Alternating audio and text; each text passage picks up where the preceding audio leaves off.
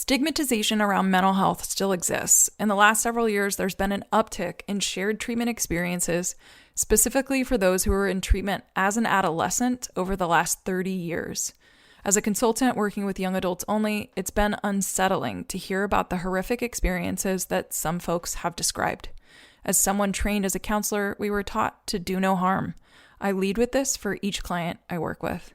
While recording this special parent series, over the last year, several parents have suggested I interview their young adults. The special parent series is noted as being just that. It's about the parent perspective only. I'm now branching out to launch the former participant series, extending the opportunity for former participants who feel comfortable talking about their journey, doing so on this podcast. No topic is off limits, and not all stories are positive. This series is meant to be honest, transparent, and real for each individual's experience through the treatment continuum. Please note that this special former participant series is the adult's perspective of their treatment experience during adolescence or as a young adult. This is merely one perspective of a single story, and it's important to know that names have been changed for the protection of the interviewee unless they have requested not to do so. These episodes may include details surrounding suicide, self-harm, substance abuse, including overdose, hospitalizations, psychotic episodes, and other traumatic experiences which include parts of the treatment journey. That includes working with consultants, being escorted by a transport company, wilderness therapy, and a residential treatment program. All that is to say, listener discretion is advised. Welcome to an episode with a former participant in treatment. It's time now for the Success is Subjective podcast. Here is your host and therapeutic consultant for young adults only, Joanna Lilly.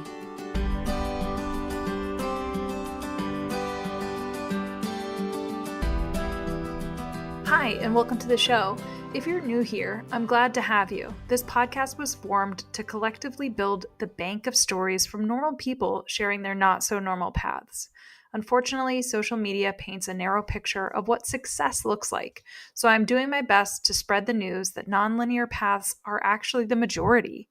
If you're a parent worried about your young adult and whether their path is leading them to success, you're in the right place.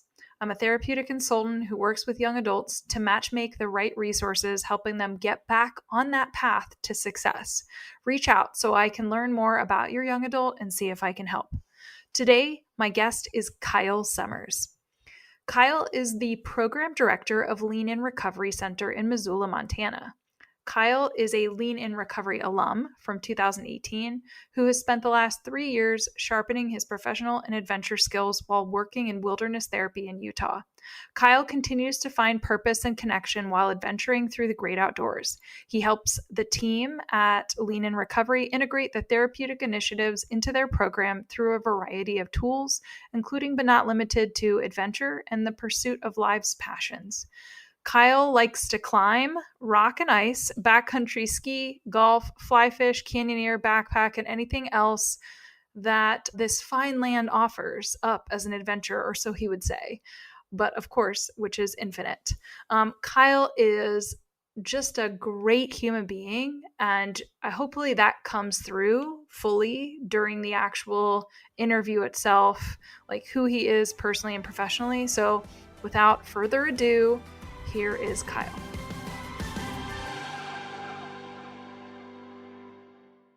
Kyle. That's my name.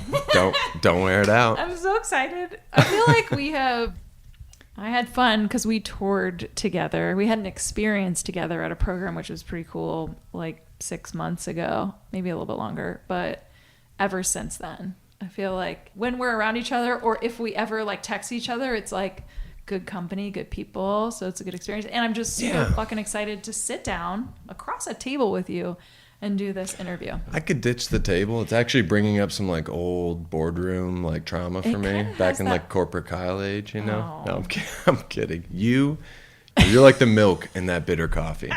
It just cuts right through it. The table doesn't matter anymore. The fact that we're sitting down, I appreciate the invite. Yeah. Oh, no, I'm excited. I agree as well. And the fact that we had an experience and we traveled together and we visited a program that was new to all three of us. Yeah. That experience, I think, is what defines the human-to-human connection. Us. Yeah. There's a connection for sure. Yeah. So get like the professional stuff out of the way so we can actually catch up, yeah? Please. All right. So with that said, here we go. Okay. No, I think I actually asked you to be a guest on the podcast because we had a little bit of a conversation about your story, and I had actually interviewed Karsten ages ago, but that's terrible idea. That's a terrible idea. Actually, you should listen to that episode because he's so nervous. Sorry, Karsten. I should probably redo his episode because he was like, like he was. Oh yeah, Talladega Nights. What do I do with my hands? I'm Ricky Bobby. I'm gonna link that episode too in the show notes. So if anybody that's listening to this now, they're just gonna. If you haven't listened to that episode, actually, Karsten's story is funny and he's great, but he was nervous during that podcast. Yeah, interview. technology freaks him out. If it's not Pong or like Super Mario, it confuses him. Yeah, so. And I could have had him doing this, like interviewing in person. Maybe he would have been a lot less armed. Jittery. Yeah, and like his defenses go up when he's unknown, you know? Yeah. But then you take him out on a beach, he'll talk to you about whatever you want. Mm-hmm. All right, we can get off Karsten. We talk about fishing. Okay. All right, so Karsten's a good man, though. Karsten is a good man. I will link the episode in the show notes. So, where did you grow up? Tell our listeners where you actually grew up. And then I always love kind of asking this question of like, what was the messaging you were receiving, from your family and ultimately the community in which you were raised about when you graduate high school or when you're 18, like you're launching, what are you supposed to be doing? Oh, wow. Well, let me start by saying I just turned 34, so it's going to sound like I've lived a longer life than that because I moved around a lot as a child. I grew up in Grand Rapids, Michigan. I absolutely adore the Midwest. I adore casseroles, chicken noodle soup, mashed potatoes. I enjoy Sunday football, and I very much enjoy the family mentality and the idea that like community is front and center there. Whether or not that plays to the benefit of all Michiganders or not, that's a different story because sometimes we, or at least my family, sweeps the more difficult conversations under the rug. And as I was growing up there, I lived there until I was about 10 years old. And it was church, the wilderness, like go out and go hiking, or figure it out because the problem starts in your head and that's where you can figure out the answer. And so it was exercise, it was food and diet, it was church, and I've got 0% of me is against organized religion. I think at the core they all say the same thing, so I support all of them when used properly. But I think in the Midwest setting there was a lot of pressure to adopt a lot of those beliefs and live, even if hypocritically sometimes, up to those standards. And I think that weighed on my conscience as a young boy at that point, right? 8, 9, 10 years old, trying to figure out who I am, coming into my own mental consciousness and starting to address like the hypocrisies I'm seeing. So I'm looking at the people that are saying, be kind to your neighbor, but then putting up the bigger fence, metaphorically and literally. I'm looking at, help the person in need, but also this like, everybody protect yours. And so I really started to question that when we moved from Grand Rapids, Michigan at 10 years old to Sydney, Australia, right after the Olympics. So beautiful time to live in Sydney, Australia, and yet the first time ever moving away from that Michigan lifestyle, which is like I have nothing against Michiganders or the Midwest, but you kind of live up, grow, and die within a 100-mile radius of where you were born. Yeah. And so I didn't want to be that. I was able to escape some of that. I do have a ton of family still back in the Midwest, and I love Indiana. I love Michigan. I love Ohio. I love those values still stand true for me. But when I was starting to look at the hypocrisy of the individuals telling me to live one way and then seeing their behaviors in another way, I started to seek out different mentors. And then we moved to Sydney, Australia when I was 10 years old, and my world got flipped upside down. Mm-hmm. I didn't have friends. The internet was just coming online, so I could email back and forth and pen pals with your friends. Yeah, AIM, but what do I got? Get on at 2 a.m. and they're on at midnight or 2 p.m., whatever. Yeah. So, yeah, it was difficult to try and create connection for the first time in another country with no friends and no family and honestly no resources because we moved there in the middle of the summer. And when you put a standard on a child, right, I distinctly remember this. I hope my parents aren't listening. But, like, my dad came out one day, and we were all just, like, making too much noise in the driveway. And my mom was inside, and Dad came home from a stressful day at work. And, again, I have no idea about his side of this story. So it's one-sided. I acknowledge that. But he just goes, hey, you guys need to leave the house. Like, in a raised voice, leave the house, go make friends. And we all kind of looked at him and laughed, and that made him more mad. But, like, how are we supposed to go leave in a new country to go make friends during the summer when everybody else is out? Like, so in that moment, I was like, oh, not only am I on my own from a friendship, community, original, like, birthplace standpoint, I am on my own now from the person I receive love on a daily basis from. Not totally, but there is this now transactional relationship of if I fall in line with what he needs at that moment, or she, or whoever it is, then I'll be okay. So I started to adopt a chameleon-like behavior that kept me front and center in everybody's lives, but if you asked who Kyle Summers was, they would give you different answers throughout time, throughout communities, throughout circles. And I liked it that way because there was zero accountability. And nobody could hold me accountable to what I said I'd do over here when I was hanging out with these people over here. And then moving back to America after a couple of years, moved into a more affluent society outside of Dallas, Texas. And my family is middle class but not affluent, and nothing against any blue collar, white collar. I don't care what shirt you wear. It's who are you at your core got a yellow as a human being. I do. To the listeners, I have a wonderful yellow collar and a smart wool semi-green, I hope, because I am colorblind. But back to Australia. So living there, moving to Texas, realizing I'm on my own, no family in Texas, but Dad's corporate office is there. So Mom was a stay-at-home mom, which I have nothing but the utmost respect for because I think she worked 12 to an infinitum amount more than my father did. And that's no shortchanging my dad's hard work. But living in a new state now with no family, back in the country where I'm familiar, but new school where it is cutthroat because it's now 6th grade. So moving into a new state, new school system, no family, I had to adapt quickly, and I didn't have the monetary means to adapt in the way in which I saw the popular kids doing it. And so I had to kind of rest on my laurels, and I had to pick and choose who I could make friends with. And that was really difficult because there were 2 or 3 people within my socioeconomic ladder that, like, understood, hey, I don't drive a very, very nice car and don't get dropped off by a butler or this, that, and the other. And again, there's nothing wrong with that, but I didn't have that, and that's difficult to integrate into a system that is the norm. And so I started to feel like I was on an island now from a familial standpoint, both immediate and extended family, as well as my friends and my local community now too. So the isolation just kept piling on and on and on. And luckily, we only lived in Dallas, Texas for a year and moved to Boise, Idaho after that. And that was another transition, though, in the middle of a summer, right? So I've moved multiple times in the middle of summer. These are some, like, really interesting, like, cities, too, because talk about cultural differences. Like, holy cow, Dallas to Boise? Okay, keep going. Midwest culture to Australia, which, by the way, at 10 years old, the beaches are wonderful. But like you said, this is where you learn to be chameleon-like. You learn to be very adaptable to your environment, and that is a chameleon trait, right? So then it's Dallas, Texas, and now I'm in Boise, Idaho. And that's my formative years of middle school for 1 year where I'm getting picked on left and right because this, that, and the other.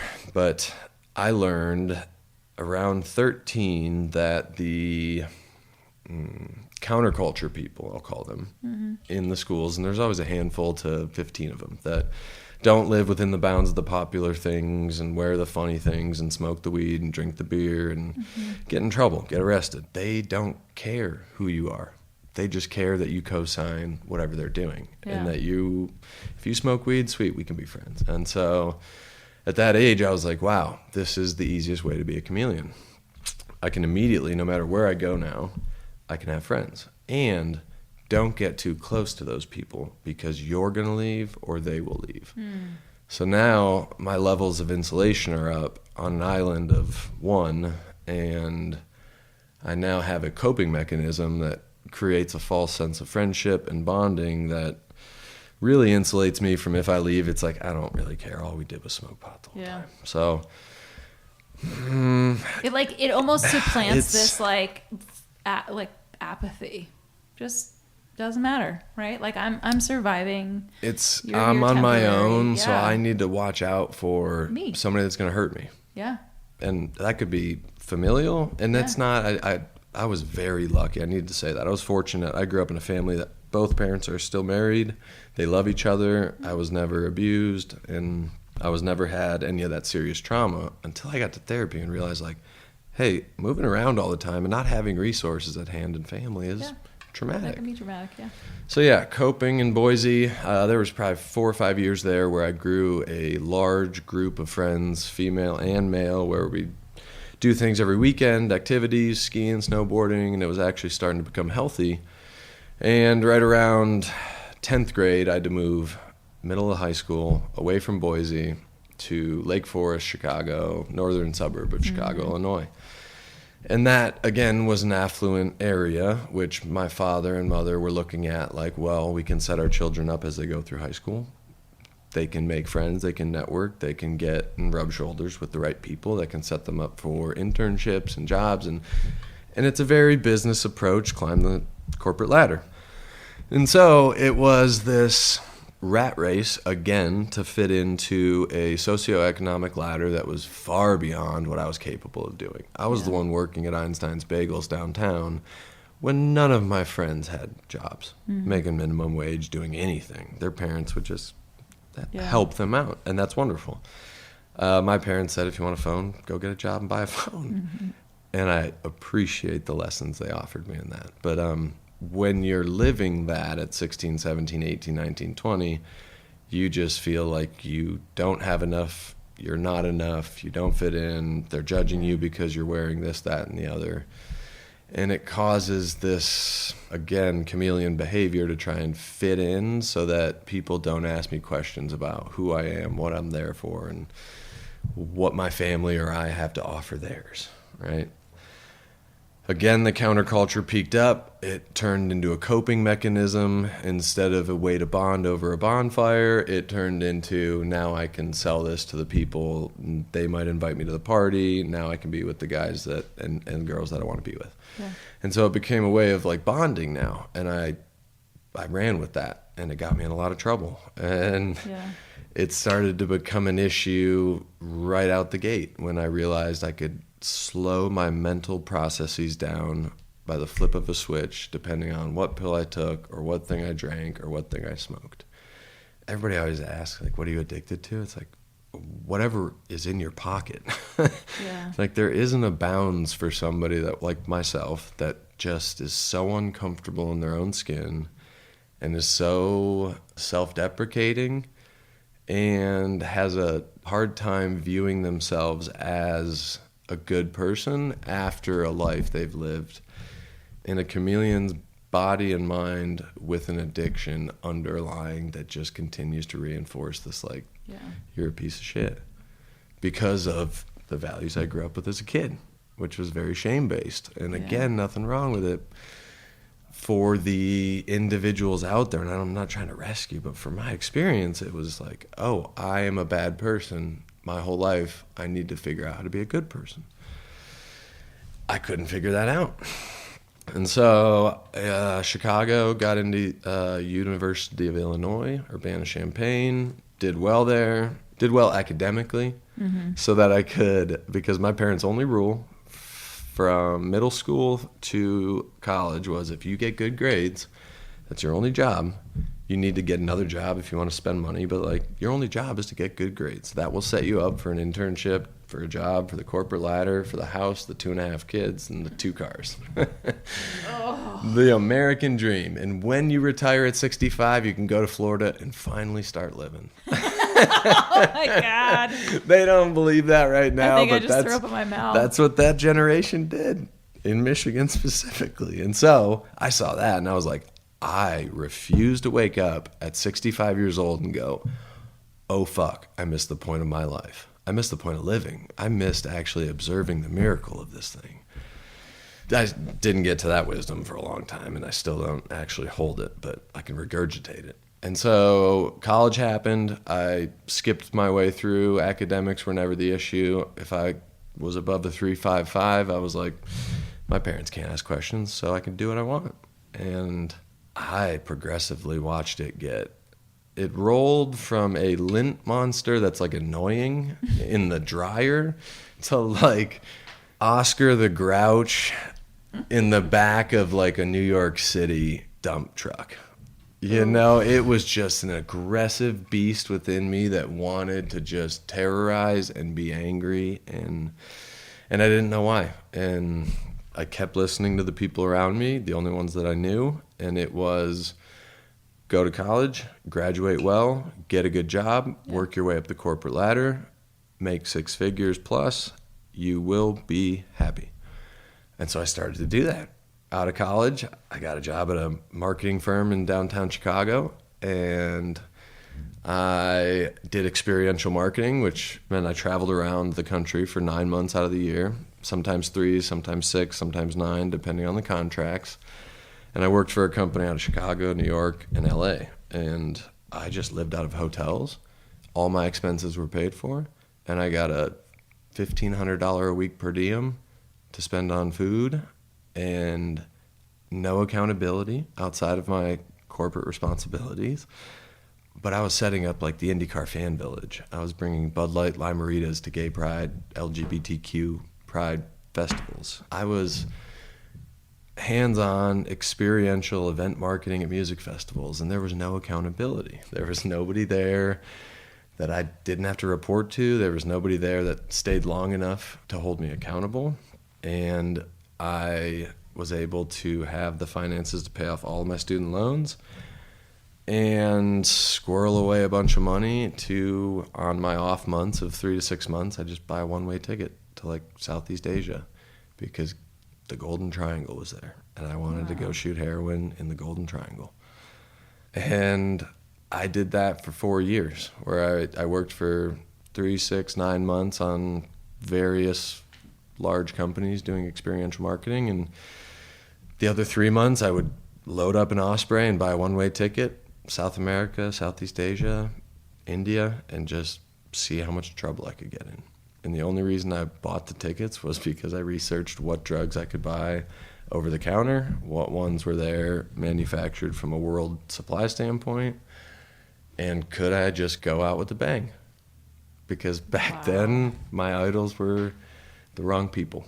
And I skated away from that, luckily, not by my own willpower, not by my own effort, not anything outside of a higher power greater than myself was able to help point me in the right direction, where I got fired from a job in Portland, Oregon, where I lived after getting done with the whole marketing thing, the transient, living out of hotels marketing thing.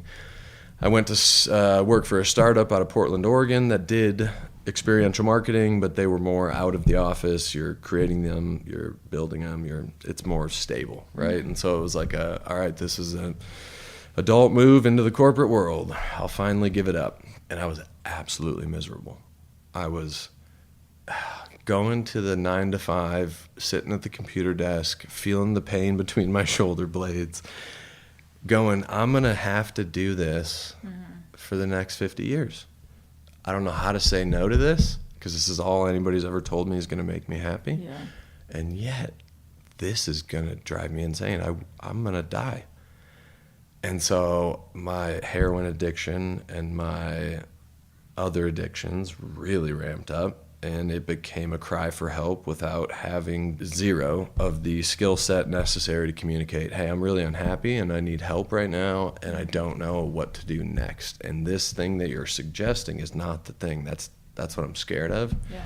I had no skills. I actually, I called one of my family members who works for Legacy Outdoor Adventures, and they said, hey, I have no idea what you do, but I need help. I'm going to die.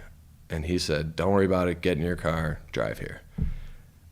And there's a really funny story in that. We'll save that one for later. But I detoxed in Salt Lake County Jail for about 5 days. And when I got out, they released me at like 12:30 at night.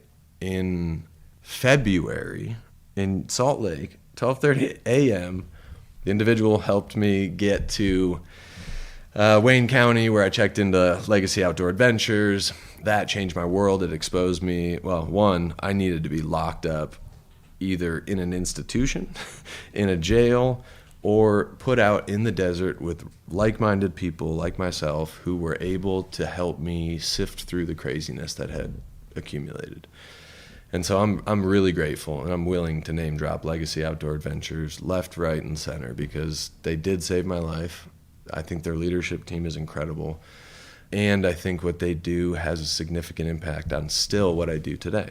And nature continues to save my life. I swapped out heroin for adrenaline, right? I saw people living their lives, and they were maybe living out of vans, maybe they weren't, but they were climbing, they were canyoneering, they were mountain biking, they were rafting. And for the first time, I go, oh, wait, this is what I want to do. And so I threw my hands up and I went into the office. Mike Kinkle's his name. And I said, hey, I don't know what to do next, but tell me what to do, because I shouldn't make the call. And he goes, I want you to go to Lean In, Ohio, Lean In Recovery Center in Cleveland, Ohio. And I was like, oh, God, what? Back in the Midwest. Yeah, and he goes, no, Karsten McCarter's out there. And if you go learn from Karsten McCarter how to get recovery, you can take that anywhere you want. And I go, fine, I've crashed every car I've ever owned. You take the wheel. It's like, Jesus, take the wheel. I got too many DUIs. I can't afford another DUI.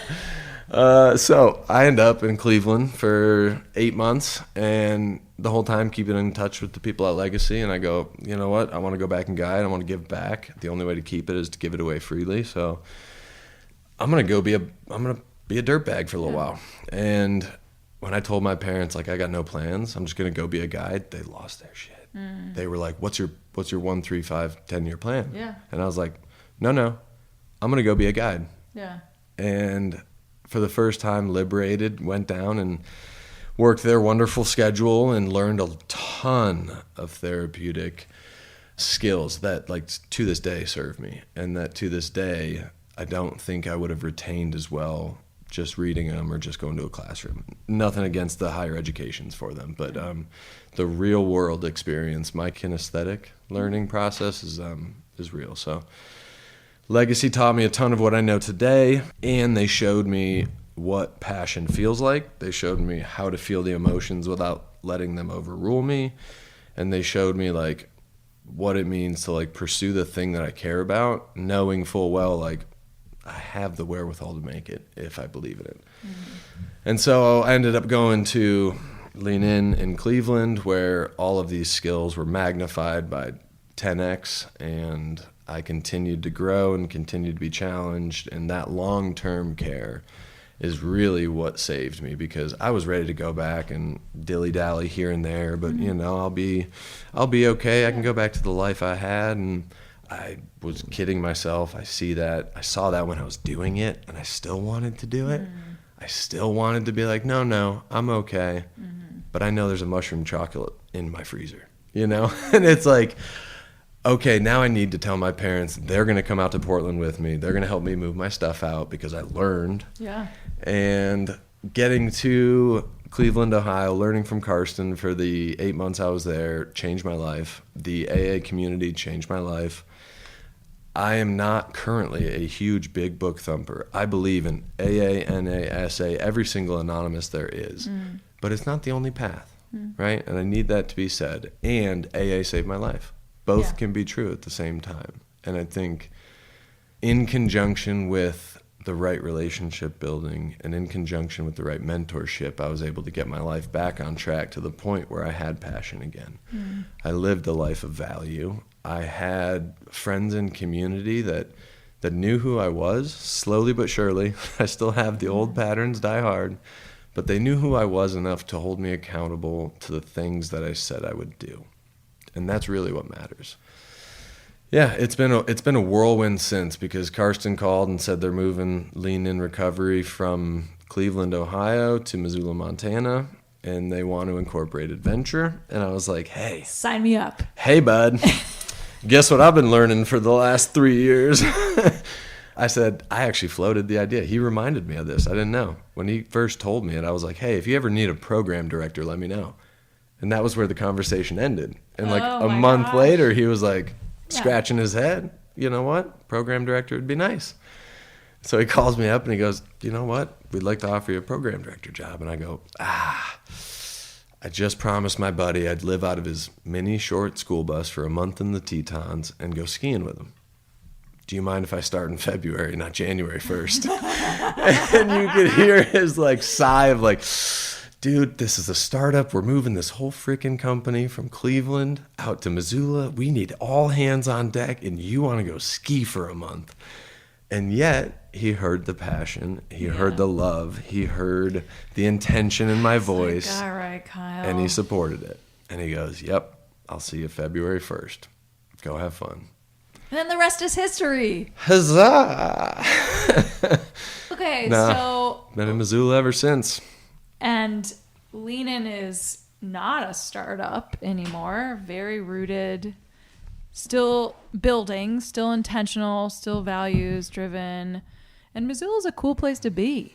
It is. I think being a smaller program allows us to, it keeps us on our toes, right? Yeah. We can be adaptable. We can meet each individual where they're at. And I think Missoula offers both the city environment where there's restaurants, there's ways to get jobs in both the agricultural or the service industry. If you want to go back to school, there's the university right downtown. There's enough people there to enjoy all the luxuries of a city and the triggers, right? Because Montana, like a lot of states, is legal marijuana. Yeah. There's a ton of casinos. There's a ton of liquor stores. Yeah. It's not this oasis of, I don't know, lack of sin. Yeah. But it's like every other city in America. So how do we get exposure to that while utilizing Mother Nature and all that the mountains and the rivers and the lakes have to offer in a therapeutic way? Yeah, having guys have a safe space to come back to where they're held accountable with drug testing and therapy. And you know what? That's important, but like watching them develop passion. Yeah. And watching them like really find what they care about again. That's what I want to do. That's all I care about. And that's really hard to do in some of those programs where, there's just a lot going on in those programs. And I don't know any of them off the top of my head. Right? And I'm not going to say them. Yeah. But there's so much going on in every single program that I love the fact that we've got this ratio where we know exactly what you need, where you're at. And like, hey, you know what's going to challenge you today? This. So it's been a whirlwind. It's always a learning curve. It's not a startup anymore, nor is it. It's been around for years. 10 years now? No. Years. Yeah. Okay. Sorry, I should know that. No. Okay, so let me ask this question. Mm-hmm. We've heard this full story, which is actually so... I left out all the fun stuff too, by the way. Well, that was you know PG. Let's be real. Thank you, but you didn't have to do that. Here's the thing.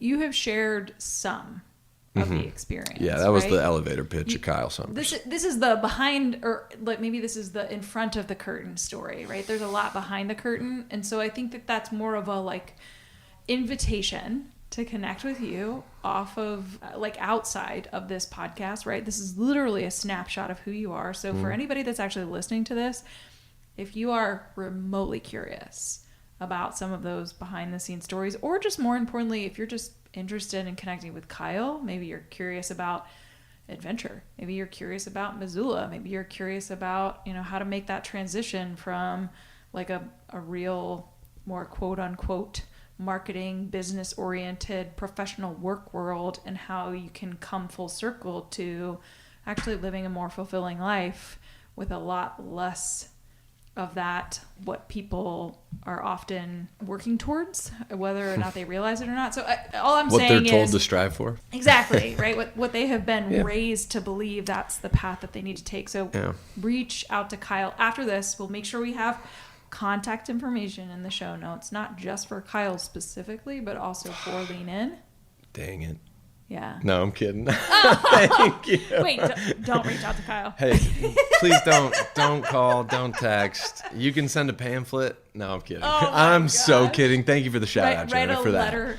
Send a letter. I've got a lot behind the curtain, and quite honestly, there's a funny story. I told my life story, as you do in many programs, and the whole time it was like, this happened, this happened, this happened, this happened. And one of the guys there was like, hey, you just gave me a chronological order, like zero emotion. What were you feeling in those moments? And I was like, what are you talking about?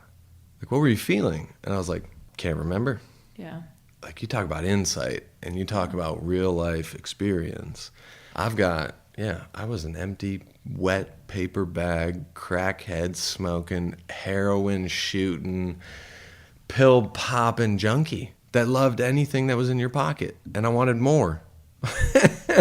So I've got stories, but like the stories don't actually, there's no point in war storying without the meaning behind it, right? And like what you do so well, Joanna, is get the meaning out there of what it is, because it's not an industry. That bullshit, in my opinion, of individuals seeing 6 figures, 7 figures, 8 figures, and trying to grab market share while sacrificing the quality of care for the individuals that they're trying to help irks the living shit out of me. Yeah. And it's not everywhere. Yep. But the way in which you said, like, field, right? And the way in which we are in a field of helping people matters to me, because somebody saved my life. Yeah. They didn't do it for the buck. Like, I guarantee you the people that saved my life weren't making a lot. That's why they were living out of vans. That's why Lean In can go thin, because we care, right? And we do it for the right reasons. And it's always nice to make money, and there's nothing wrong with people who have been very successful in this. Yeah. But I think when it's referred to as an industry, I look at it like it's something that could be traded on the stock exchange. Yeah. And it's like, man, when did we lose the relationship side of it? And I don't think you have. You're one of the gems that have kept the relationship at the front and center. And that's why we're sitting here doing a conversation, you know? And it was a priority weeks in advance, because you care about the relationship. And I think shamelessly plugging Lean In, shamelessly plugging Legacy, because those are the programs I had personal interactions with and continue to this day too. And I know there's a ton of other good programs out there that care about the people involved here. That's what you're getting to at the core of this. And I really, really respect and appreciate you for that. Thank you. Yeah. All right, well, let me ask you a emotionally eliciting question. This is how we will wrap up this interview, because I mean, we could probably sit here and talk for like 8 more hours. I honestly think that you and I we're those type of people. So, and I don't even like people. Do you know that? Like, I am an introverted extrovert. I am, but there's an INFJ. That's what I am. There is something enticing about the authenticity. When you can read into somebody's authenticity, then you don't have to sell. Yeah. You don't have to put that face on that I had to for 27 years. Yeah. All right, so don't ahead. answer this question as a sale. But this is emotionally eliciting, because quite honestly, it does kind of get to a vulnerable place. And a lot of it's values driven and beliefs. And some of that is related to the core of who we are and how we were raised. So now that you have shared your journey, right, literally from the humble upbringings of Midwestern living in Grand Rapids and all of the twists and turns and moves, jobs, experiences, and through threaded with some pretty significant substance use, leading to where you are now, do you see yourself as successful? I think it's a tough one. The political response in me says I need to define successful for myself in a new way, because in the way in which you just asked it, I heard my dad's version of success come up. Right? Ooh. And in my own head, right? So it's still there. I'm 8 years down the road from this thing, and it's still there. And it goes, well, successful. Do I own my own home? No, I don't right now. Do I drive a very expensive car made in the last 5 years? No. Do I have material things that would define somebody's success in the worlds in which I've inhabited before? No. The answer would be no. to the original, do you find yourself successful? Yeah. If I look at it in the sense that like success is actually defined for me in like, how well do people know me? If I call somebody at 2 a.m., will they pick up?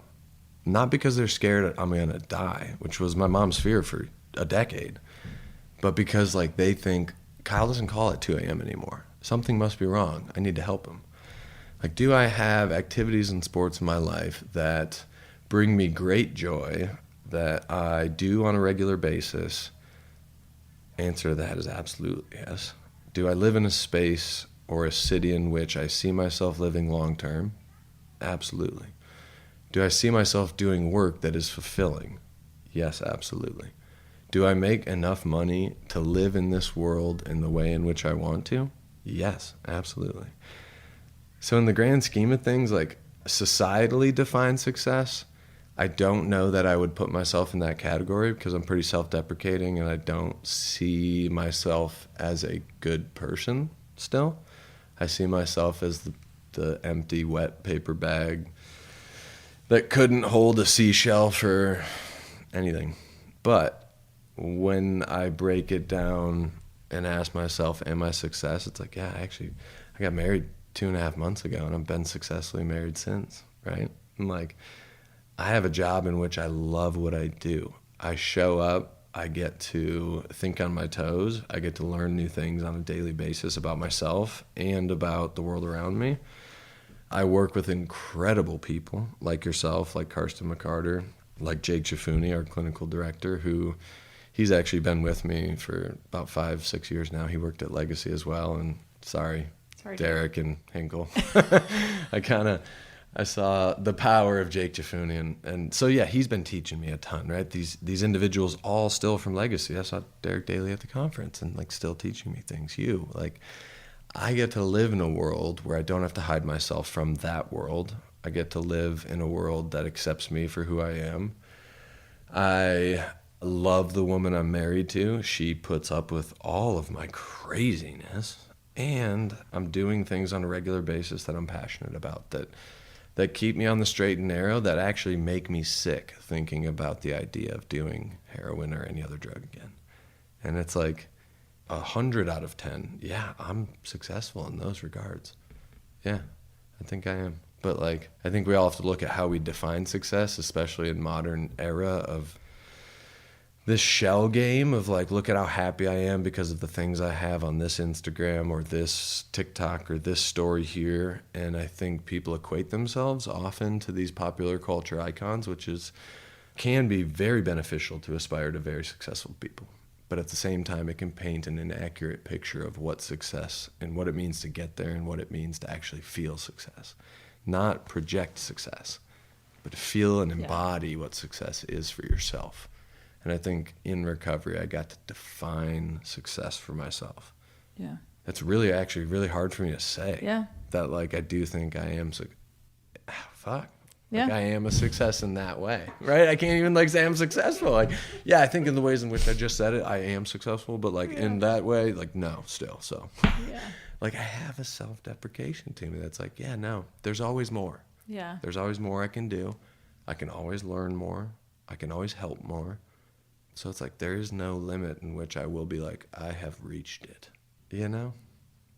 So I know that there are going to be people listening to this, parents or young adults themselves, like I hope. that really resonate with that, not the answer, but the intentionality and thought process of you have to kind of, for you, right? You thought about it in two different ways, right? Like how society defines success. Here's how technically, no, right? But that's so important to highlight.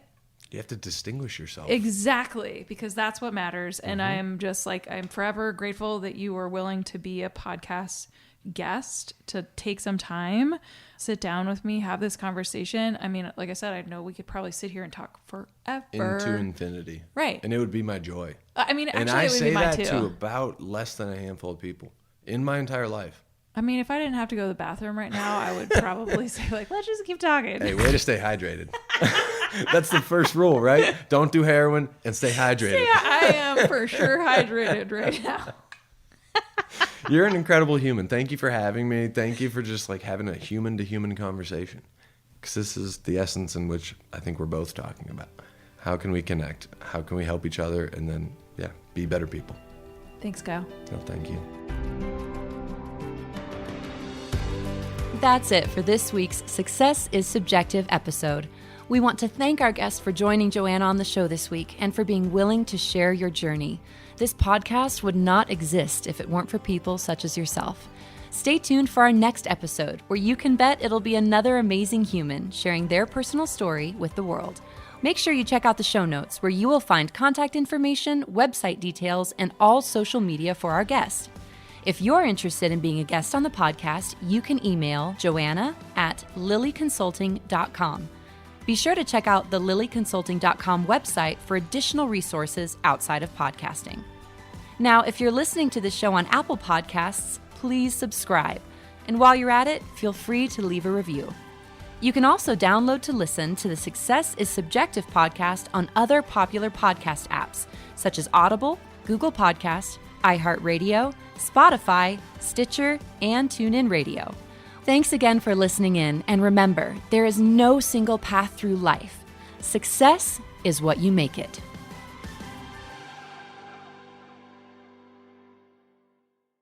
Do you have a teenager or young adult who seems to have lost their way?